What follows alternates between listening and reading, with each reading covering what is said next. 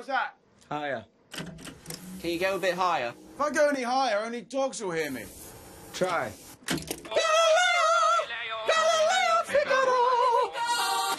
Higher. Jesus, how many more Galileos do you want? One more, one more. One more. Again. Go on, roll the track. Who even is Galileo? Are we done? Hammer time. There you have it. Story of Freddie Mercury, Rami Malek, lay it on us. Much anticipation behind this movie. Okay, you're not going to get the R-rated Sacha Baron Cohen version. You're going to get a PG version of an R-rated story. It's sanitized. It's safe. There are embellished facts. The chronology doesn't always match up. I didn't care. I loved it. It was a rousing rock spectacle. Rami Malek, just give him all the awards right now. He steps into this role effortlessly. He didn't really know Queen's music very much. He worked with a body movement coach. He does sing in the movie as well, and they mixed it with actual Freddie Mercury vocals seamlessly. I wanted to stand up and cheer after. I loved it. Mike Myers has a cameo. There's even a meta Wayne's World joke in it. Littlefinger's in it. Lucy Boynton, who I loved in Sing Street.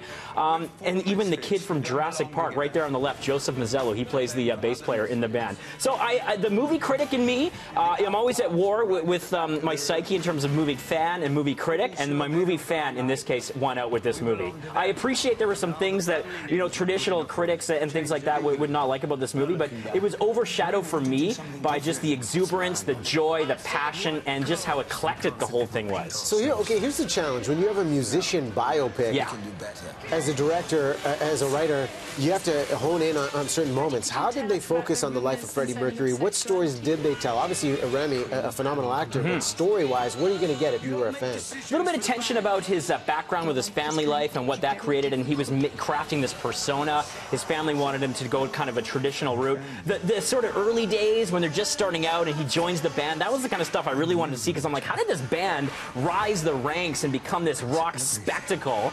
And that stuff's explored really well. I mean, a lot of the characters are kind of secondary, especially with the band, so it is like basically one big cartoon, but it's just such a joy to watch, and it's all framed around the 1985 Live Aid set, which was a masterful performance. I thought it was a great way to bookend the movie for sure. And yeah, I mean, it's a lot more fun than A Star Is Born, so just take that for what it's worth. And if you're a Queen expert, you're going to be definitely rolling your eyes at some of this stuff, but if you're a casual Queen fan like me and you just love their hits over the dates, I think you're going to love it. How many hammers? 4 out of 5. Ooh. Yes, you heard it here. It's a good start for us. Okay, getting set for the holiday season, the Nutcracker and the Four Realms. You probably want to send the kids out of the room because they're not going to like what I hear, what I have to say about this one, but here's a look at the Nutcracker and the Four Realms. This is your mother's throne, Your Grace. Have you come to save us, Clara? No. I'm sorry. I didn't even know this place existed before today. You see, I was looking for a Christmas present from my godfather. I love Christmas. What's Christmas? Merry Christmas. All right, so we'll start with the good. Mackenzie Foy, really solid in the lead here. She's always commanding on screen. I thought she was great in the movie. It's got handsome production design and some really effective visual effects. But the movie overall, it's really hollow. And they did all these kind of revisions to the story, which I thought were completely needless. This is not the traditional Nutcracker story. There's some changes here that are going to cause some rage from some people. So the kids are probably going to love it. The adults are going to be rolling their eyes and checking their watch. Plus, they squander the talents of some great actors like Helen Mirren, who's barely in the film, Morgan Freeman, and Richard E. Grant. In fact, some of the stuff in the trailers didn't even end up in the finished movie, which leads me to believe there was a lot of problems with the editing. The movie has 2 directors, and unless you're the Coens, the Russos, or the Safdie brothers, it doesn't usually work out when you have 2 directors.